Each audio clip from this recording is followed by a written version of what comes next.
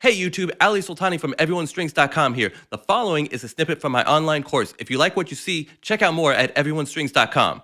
When it comes time to place the bow grip on the bow, it's the same process we used with the pencil. So to review, we have a bent thumb underneath and perpendicular to the bow, fingers hanging over and around the bow, and the pinky on the tip on top.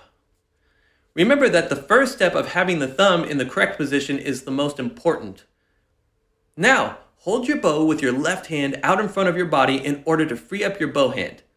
It looks like this little groove in the frog is made for our thumb, but it's actually not made for our bow grip. Instead, our bow grip will begin on the grip next to the frog. Usually this is a small black padding down at the bottom of the bow. Sometimes the grip is larger and made to cover the winding, the silvery part here. We will place our thumb on the lowest part of this grip nearest the frog, but not in the frog.